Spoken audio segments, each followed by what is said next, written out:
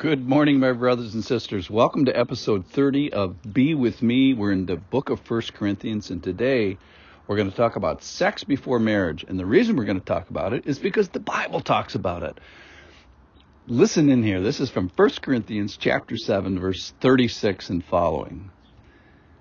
If anyone thinks he is not behaving properly towards his betrothed, if his passions are strong, and it has to be, let him do as he wishes. Let them marry. It is no sin.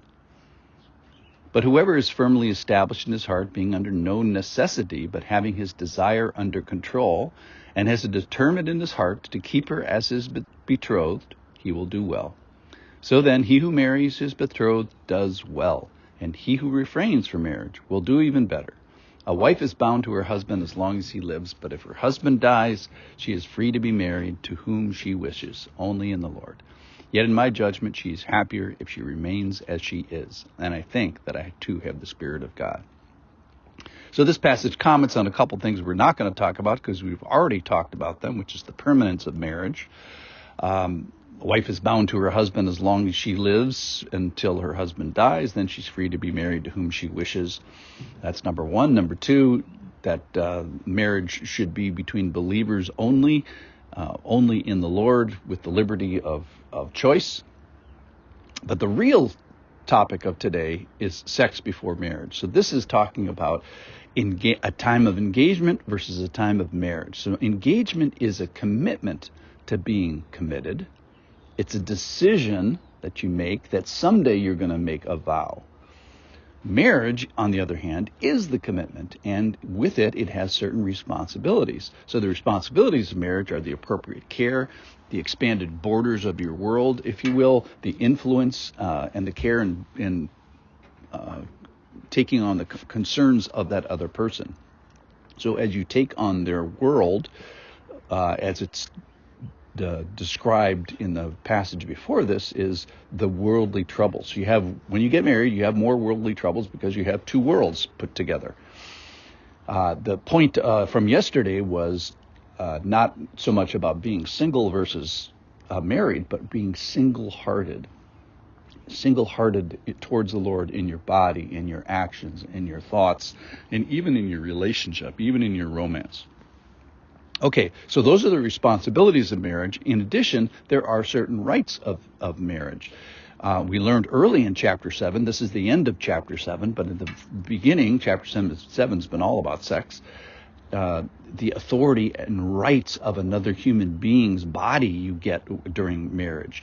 And they get the rights and responsibility and authority over your body. So it's kind of mind-blowing what marriage really is. All right, so do you achieve or earn or have bestowed the rights of marriage before the commitment of marriage? Or do you take the rights without the commitments? So the commitment is to care for their world forever. And when do you get the rights of marriage versus the responsibility of marriage? So we're discussing the sexual government of the engaged couple here. In other words, are you sleeping with your engaged person? Now, this is an endorsement of the liking and the loving and the decision to be committed, and knowing that attraction during the engaged couple should be probably when it's at its strongest. If you graft out the limerence and the attraction of one person to another, it probably should be just at its highest point of the whole 50 years of marriage during the engagement period. But the problem is that there is a concept here, whereas you can not behave properly toward your betrothed. It says there is a proper way to do this and an improper way. And then it talks about passion. So it's talking about sexual attraction. If your sexual attractions, your passions are strong, the antidote isn't exercising those passions before the commitment. The answer isn't sleeping together before the rights are given.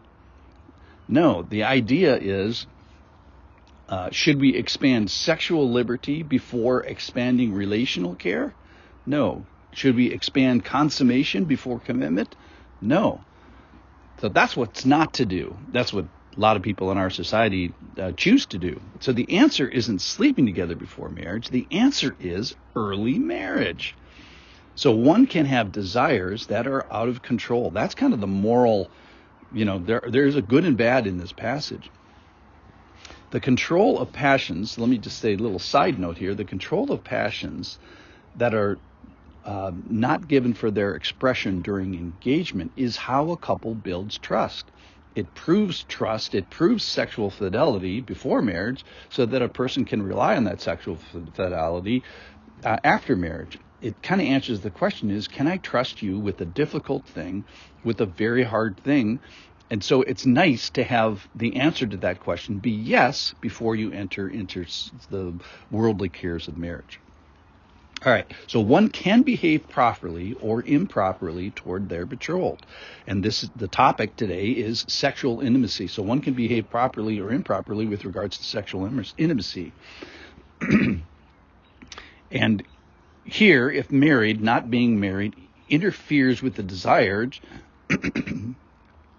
marriage timing and sexual expression. So if there's this tension between sexual attraction and not being married, the answer is not to move the sexual intimacy, but to move up the marriage. So don't move up the sexual intimacy, move up the marriage.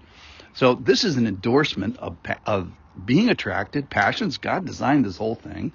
So strong passions equals short engagement. I think that's the most practical part of this.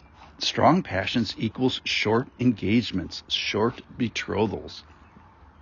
And obviously only marry in the Lord. So isn't it great that the Bible, 1 Corinthians chapter 7, talks specifically and directly and answers very specifically, should you have sex before marriage? No. The answer to that is no, you should move your marriage up so then you can have sex. That's the real answer. Thanks for listening.